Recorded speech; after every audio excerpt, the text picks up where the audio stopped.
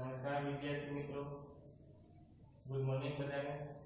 વિદ્યાર્થી મિત્રો, આપણે જૈવિક ક્રિયાની અંદર આગળ ઘણા બધા લેક્ચર જોયા, જેમાં આપણે આગળનો ટોપિક જોઈએ તો મનુષ્યનું શ્વસન તંત્ર। મિત્રો, આ શ્વસન તંત્ર આપણે આકૃતિ સાથે સમજ્યું અને ખૂબ જ અગત્યનો અને બહુ ઇમ્પોર્ટન્ટ ટોપિક હતો। હવે આજનો ટોપિક છે આપણો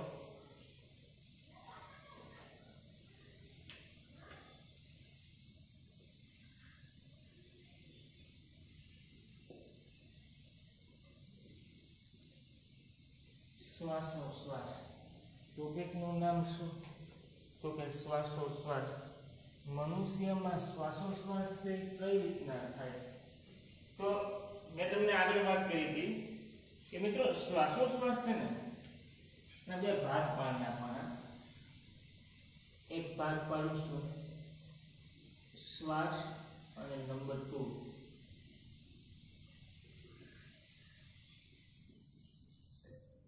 ઉશ્વાસ।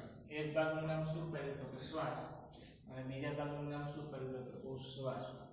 શ્વાસ અને ઉશ્વાસ એટલે શું? જે આપણે આગળ વ્યાખ્યા પણ ભણી ગયા। શ્વાસ અને ઉશ્વાસની આપણે આગળ વ્યાખ્યાઓ પણ ભણી ગયા કે શ્વાસ કોને કહેવાય અને ઉશ્વાસ કોને કહેવાય। શ્વાસ એને કહેવાય કે વાતાવરણનો ઓક્સિજન શરીરની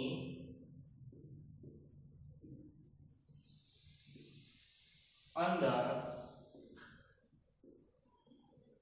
દાખલ કરવાની ક્રિયાને શું કહેવાય તો કે શ્વાસ। વાતાવરણના ઓક્સિજનને શરીરની અંદર દાખલ કરવાની ક્રિયાને શું કહેવાય તો કે શ્વાસ। અને ત્યાં ઉત્પન્ન થયેલો કાર્બન ડાયોક્સાઇડને શરીરની બહાર નિકાલ કરવાની, નિકાલ એટલે કે કાઢવાની ક્રિયાને શું કહેવાય તો કે ઉશ્વાસ।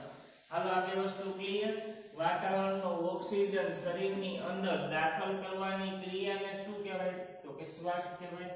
અને આ પ્રક્રિયા દરમિયાન ત્યાં જે કાર્બન ડાયોક્સાઇડ ઉત્પન્ન થાય તેને શરીરની બહાર નિકાલ કરવાની ક્રિયાને શું કહેવાય તો કે ઉશ્વાસ। હું આ એક શ્વસન તંત્રની સામાન્ય આકૃતિ રાખું, કાલે રાખી હતી ને ખાલી મારે તમને ઉરોદર પટલ સમજાવવું ને એટલા માટે એક સામાન્ય આકૃતિ રાખો, ખાસ ધ્યાન આપજો દરેક વિદ્યાર્થી મિત્રો।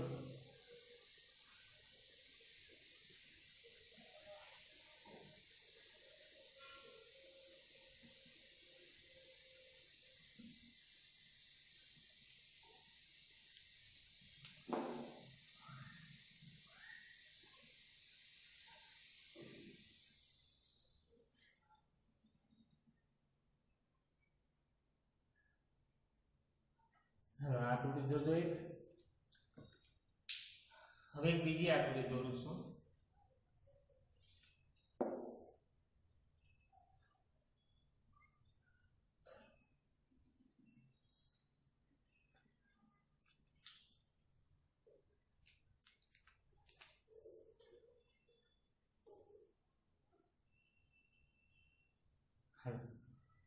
આ ભાગ છે એનું નામ છે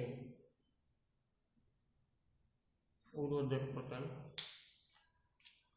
અને આ ભાગનું નામ પણ ઉરોદર પટલ। આ બે આકૃતિ મેં તમારી સામે રાખી, આ બંને ઉરોદર પટલ।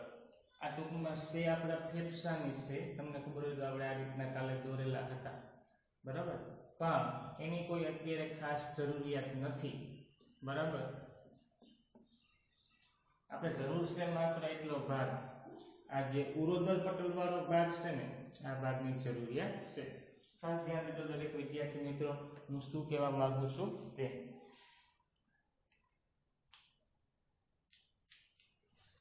જ્યારે આપણે શ્વાસ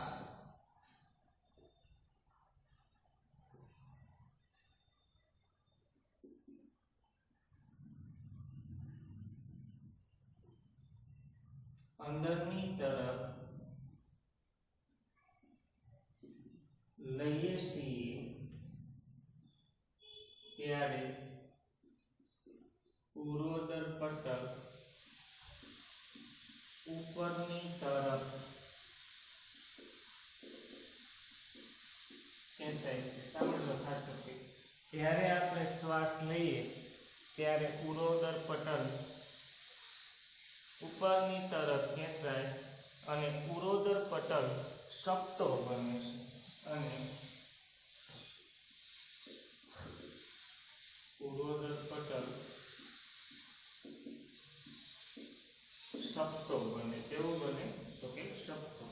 જ્યારે આપણે શ્વાસ લઈએ ત્યારે ઉરોદર પટલ ઉપરની તરફ ખેંચાય અને ઉરોદર પટલ છે કેવો બને? તો કે સપ્તો બને છે. પરિણામે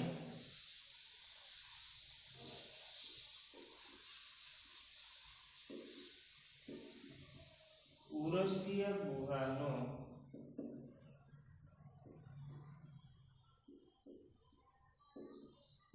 વિસ્તાર વધે છે. ઉરસીય ગુહાના વિસ્તારમાં શું થાય?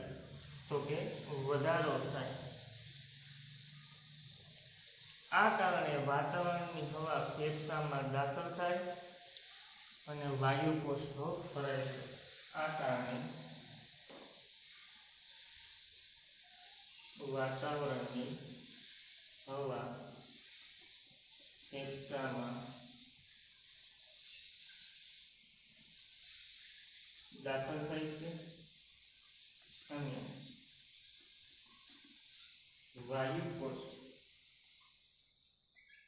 ભરાય છે. દરેક વિદ્યાર્થી મારી સાથે લખતા જજો.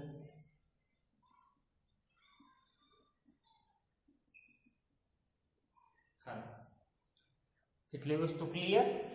હવે આપણે આગળ લઈ જઈએ.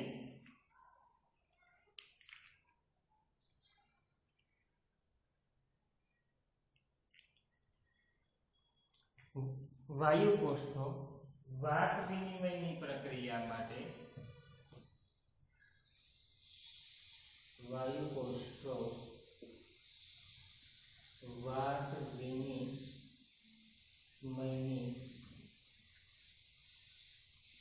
પ્રક્રિયા માટે સપાટી પૂરી પાડે છે. વાત વિનિમય તમને ખબર છે, ઓક્સિજન લેવો અને કાર્બન ડાયોક્સાઇડને દૂર કરવો.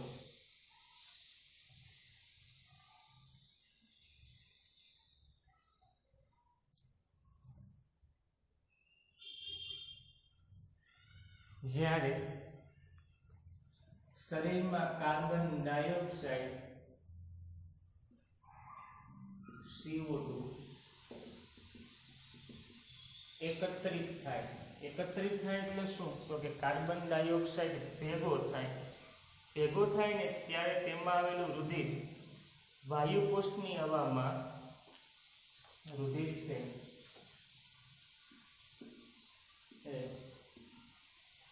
વાયુ કોષની હવામાં CO2 મુક્ત કરે. વાયુ કોષની હવામાં કોને મુક્ત કરે? તો કે CO2 ને મુક્ત કરે. અને વાયુ કોષની દિવાલમાં રુધિર કેશિકા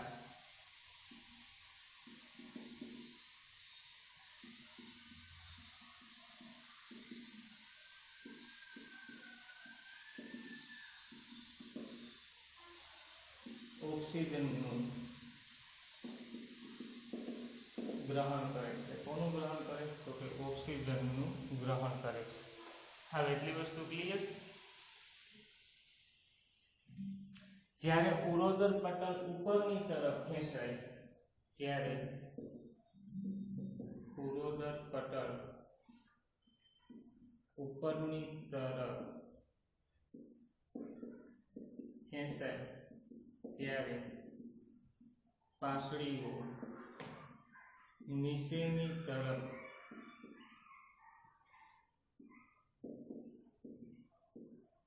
ખેંચાય છે. પરંતુ જ્યારે આપણે CO2 નો ત્યાગ કરીએ ત્યારે ત્યાગ કરીએ નો મતલબ શું? તો કે ઓક્સિજનને લીધો તો કંઈક ઉત્પન્ન થયો કાર્બન ડાયોક્સાઇડ, ત્યારે આપણે CO2 ને શરીરની બહાર મુક્ત કરીએ. આ CO2 ને બહારની તરફ મુક્ત કરીએ ને ત્યારે શું થાય તો કે ઉરોદર પટલ છે બરાબર એ નીચેની તરફ ખેંચાય.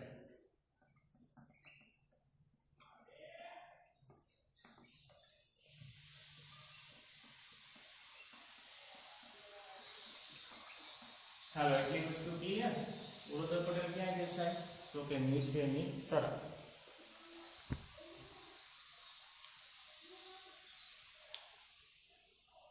આ પરિણામે ફેફસાની હવા દૂર થાય છે.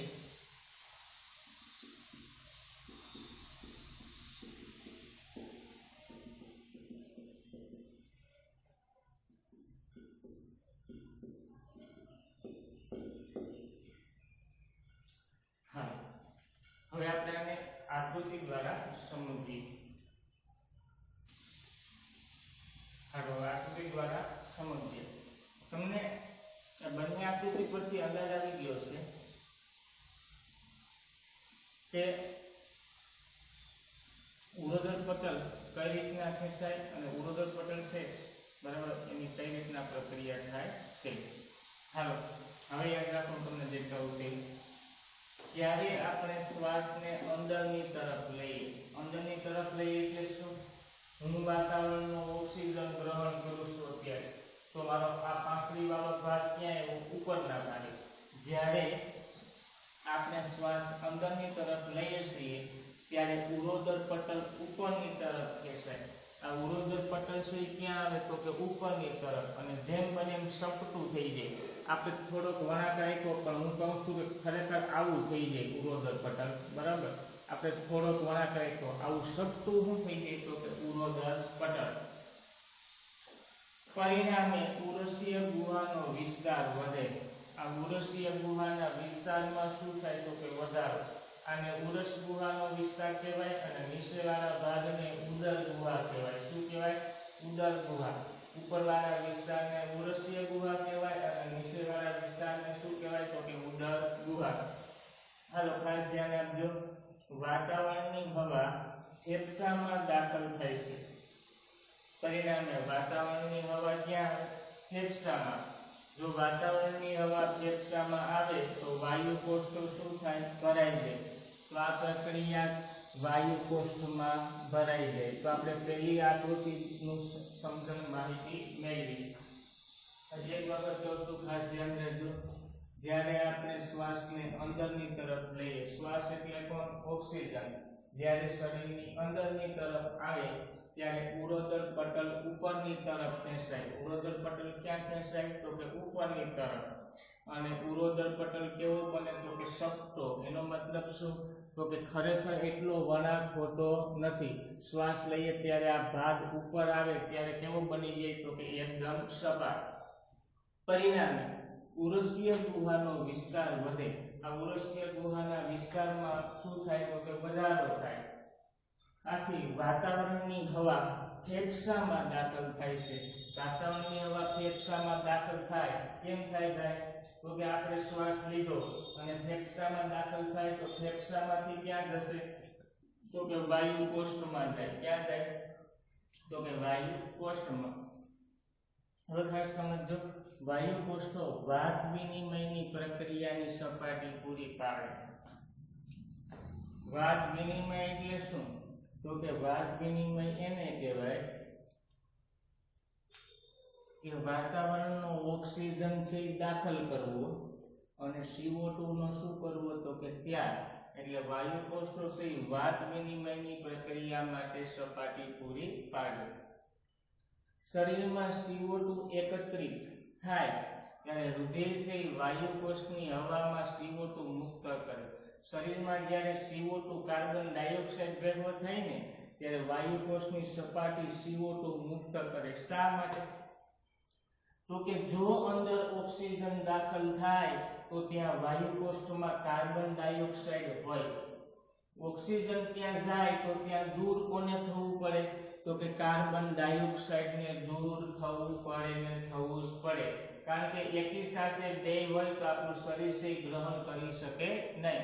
બરાબર એટલા માટે ત્યાં જો ઓક્સિજન દાખલ થાય તો મુક્ત શું થાય તો કે CO2 અને વાયુ કોષની દિવાલમાં રુધિર કેશિકા O2 નું ગ્રહણ કરે CO2 નો ત્યાગ થઈ ગયો તો રુધિર કેશિકા કોનું ગ્રહણ કરે તો કે ઓક્સિજનનું ગ્રહણ કરીને શું કરે તો કે તમામ વાયુ કોષને ઓક્સિજન પૂરા પાડે શું પૂરા પાડે તો કે ઓક્સિજન જ્યારે ઉરોદર પટલ ઉપરની તરફ ખેંચાય ત્યારે પાંસળીઓ નીચેની તરફ જાય ઉરોદર પટલ ઉપર જાય તો પાંસળીઓ ક્યાં જાય તો કે નીચે પરંતુ જ્યારે આપણે CO2 નો ત્યાગ કરીએ ત્યાગ એટલે શું તો કે શ્વાસ લીધો અને CO2 ને બહાર કાઢવાનો છે ત્યારે ઉરોદર પટલની નીચેની તરફ ખેંચાઈ જાય છે ઉરોદર પટલ ક્યાં ખેંચાય જોજો નીચેની તરફ ખેંચાઈ જાય છે આ પરિણામે ફેફસાની હવા દૂર થાય ફેફસાની હવા શું થાય તો કે દૂર થતી જોવા મળે આવા પ્રશ્ન આઈને આપણે ક્લાસમાં ક્લિયર કરવાનો છે ખાસ દરેક વિદ્યાર્થીનું બોર્ડમાં ધ્યાન જ્યારે આપણે શ્વાસ અંદરની તરફ લઈએ ત્યારે ઉરોદર પટલ ક્યાં જાય તો કે ઉપરની તરફ ખેંચાય છે ઉરોદર પટલ છે કેવો બની જાય તો કે સપટો બની જાય પરિણામે ઉરોશીય ગુહાના વિસ્તારમાં શું થાય તો કે વધારો થાય વાતાવરણની હવા ફેફસામાં દાખલ થાય અને વાયુ કોષો છે ભરાઈ જાય વાતાવરણની હવા ક્યાં દાખલ થાય ફેફસામાં અને વાયુ કોષો છે ભરાઈ જાય વાયુ કોષો વાત વિનિમયની પ્રક્રિયાની સપાટી પૂરી પાડે કોની સપાટી પૂરી પાડે તો કે વાત વિનિમયની પ્રક્રિયાની સપાટી પૂરી પાડે શરીરમાં CO2 એકત્રિત થાય ત્યારે રુધિર વાયુ કોષની હવામાં CO2 મુક્ત કરે પરિણામે વાયુ કોષની દિવાલમાં જે રુધિર કેશિકા છે એ CO2 નું શું કરે તો કે ગ્રહણ કરે O2 નું ગ્રહણ કરે કોનું ગ્રહણ કરે O2 નું જ્યારે ઉરોદર પટલ ઉપરની તરફ ખેંચાય ત્યારે પાંસળીઓ નીચેની તરફ ખેંચાય ક્યાં ખેંચાય તો કે નીચેની તરફ પરંતુ જ્યારે આપણે CO2 નો ત્યાગ કરીએ ત્યારે ઉરોદર પટલ નીચેની તરફ ખેંચાય છે આ પરિણામે ફેફસામાંથી હવા છે દૂર થાય કેવી હવા દૂર થાય તો કે કાર્બન ડાયોક્સાઇડ યુક્ત હવા છે દૂર થાય આ ટોપિકમાં ખાસ બે અગત્યની વ્યાખ્યા યાદ રાખવાની છે શ્વાસ અને ઉશ્વાસ વાતાવરણના ઓક્સિજનને શરીરની અંદર દાખલ કરવાની ક્રિયાને શું કહેવાય તો કે શ્વાસ અને અંદર ઉત્પન્ન થયેલા કાર્બન ડાયોક્સાઇડને શરીરની બહાર નિકાલ કરવાની ક્રિયાને શું કહેવાય તો કે ઉશ્વાસ તરીકે ઓળખવામાં આવે છે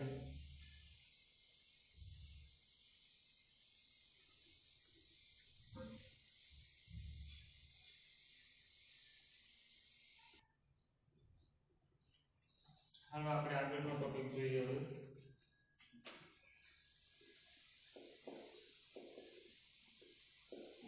ફેફસામાં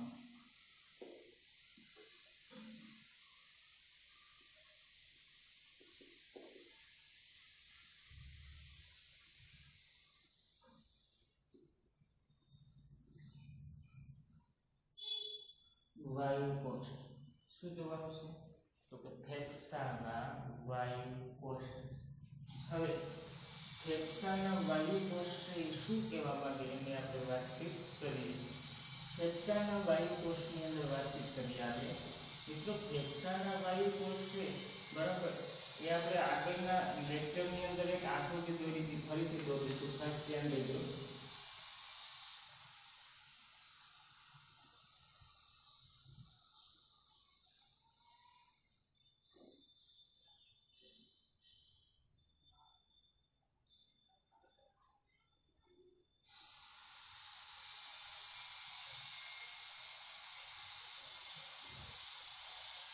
હવે એટલી વસ્તુ ક્લિયર થાય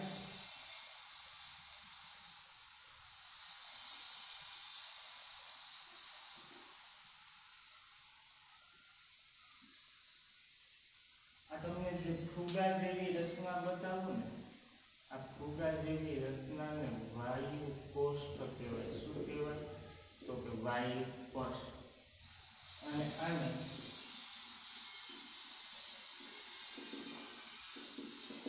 રુધિર કેશિકા કહેવાય. રુધિર કેશિકા એટલે શું? તો કે જે રુધિરનું વહન કરતી હોય તેમને શું કહેવાય? તો કે રુધિર કેશિકા.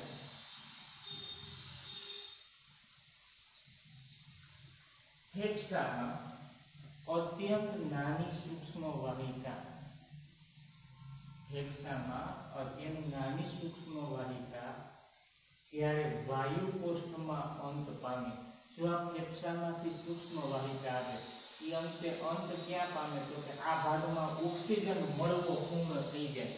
હવે અહીંથી આગળ ક્યાંય ઓક્સિજન જાય નહીં, એને શું કહેવાય? તો કે વાયુ કોષ્ઠ કહેવાય. હવે આ ભાગની અંદર ઓક્સિજન મેળવો તો ઉત્પન્ન શું થાય? તો કે CO2. એનો પાછો આના આ જ માર્ગે ત્યાગ થાય. શરીરની બહાર CO2 ને કાઢવો હોય ત્યારે, જ્યારે ઓક્સિજન આ ભાગમાં હોય બરાબર, ત્યારે કાર્બન ડાયોક્સાઇડ હોય નહીં. જ્યારે કાર્બન ડાયોક્સાઇડ હોય ત્યારે ઓક્સિજન હોય નહીં. એટલે આ માર્ગેથી પાછો ઓક્સિજન જાય તો એ માર્ગેથી CO2 સહિત ત્યાગ થઈ જાય. વાયુ કોષો છે બરાબર, એ શ્વસનની પ્રક્રિયા માટે એક વિશાળ સપાટી પૂરી પાડે. શ્વસનની પ્રક્રિયા માટે એક વિશાળ સપાટી છે વાયુ કોષો પૂરી પાડે છે. હવે વાયુ કોષો શ્વસનની પ્રક્રિયામાં વિશાળ સપાટી પૂર્ણ પાડે તો એ લગભગ કેટલી હોય? તો કે 80 મીટર સ્ક્વેર જેટલી હોય. 80 મીટર સ્ક્વેર જેટલી એટલી સપાટી છે, વિસ્તૃત સપાટી છે પૂર્ણ કરે. કોણ કરે? તો કે વાયુ કોષો 80 મીટર સ્ક્વેર જેટલી સપાટી છે પૂર્ણ કરે. આ વાયુ કોષની દિવાલ પર રુધિર કેશિકાની દિવાલ છે એ જાળી સ્વરૂપે ગોઠવાયેલી હોય. મિત્રો, તમને જે આ જાળી જોવા મળે ને એ જાળી કોની છે? તો કે રુધિર કેશિકાની સપાટી છે એ વિસ્તૃત જાળી સ્વરૂપે જોવા મળે. ચાલો ફરીથી જોઈએ વાયુ કોષ્ઠો. વાયુ કોષ્ઠો કોને કહેવાય? તો કે વાયુ કોષ્ઠો એને કહેવાય કે ફેફસાના અત્યંત નાની સૂક્ષ્મ વાહિકાઓ જ્યારે વાયુ કોષ્ઠમાં અંત પામે તેમને શું કહેવાય? તો કે વાયુ કોષ્ઠો. વાયુ કોષ્ઠો છે એક શ્વસનની પ્રક્રિયામાં વિશાળ સપાટી પૂર્ણ કરે. શ્વસનની પ્રક્રિયામાં કેવી સપાટી પૂર્ણ કરે? તો કે વિશાળ સપાટી પૂર્ણ કરે. અને વિશાળ સપાટી કેટલી છે? તો કે 80 મીટર સ્ક્વેર જેટલી સપાટી પૂર્ણ કરે. અને વાયુ કોષ્ઠની દિવાલ પર રુધિર કેશિકાનું શું હોય? તો કે જાળું હોય. હવે એક અગત્યનો ટોપિક આપું છું, નવો ટોપિક છે સ્થળસર પ્રાણીઓમાં.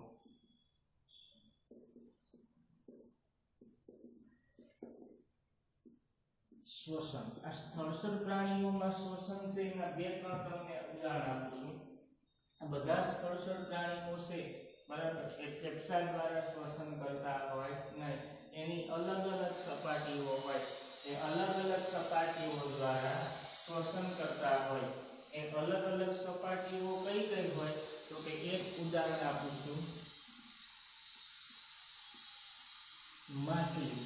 માછલી કોના દ્વારા શ્વસન કરે? યાદ કરો, તમે આગળ ભણી ગયા. ઝાલર દ્વારા કરે. કોના દ્વારા કરે? ઝાલર. એને ઝાલર ફાટ તરીકે પણ ઓળખાય. ખાસ યાદ રાખજો, માછલી કોના દ્વારા શ્વસન કરે? તો કે ઝાલર દ્વારા.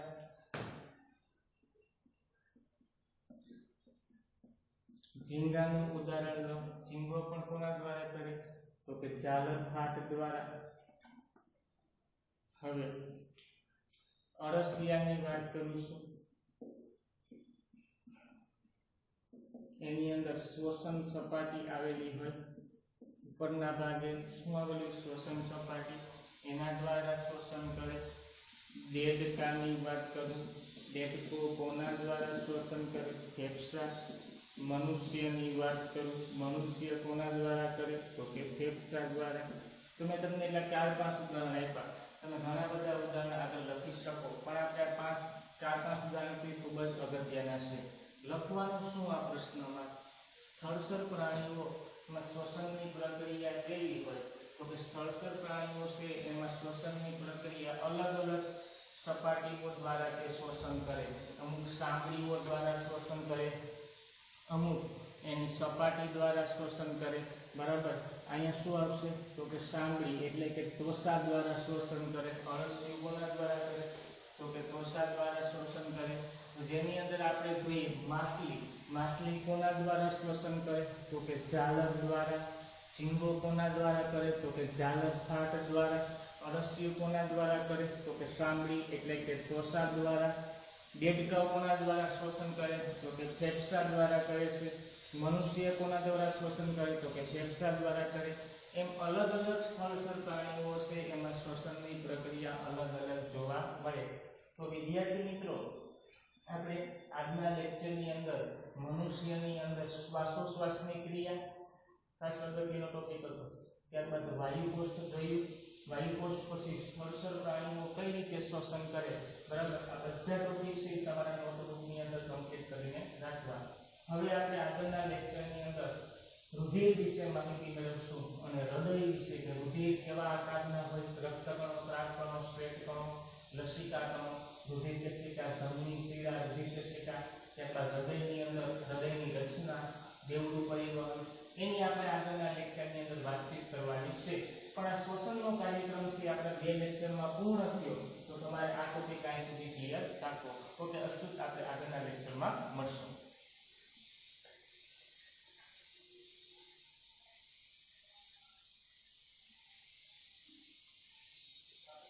ખાસ દરેક વિદ્યાર્થી આ બોર્ડ છે એની અંદર આ લખવાનું છે, લખી લેજો અને આ થોડુંક ડીપમાં લખજો. બરાબર, મેં આપણને ટૂંકમાં લખેલું છે.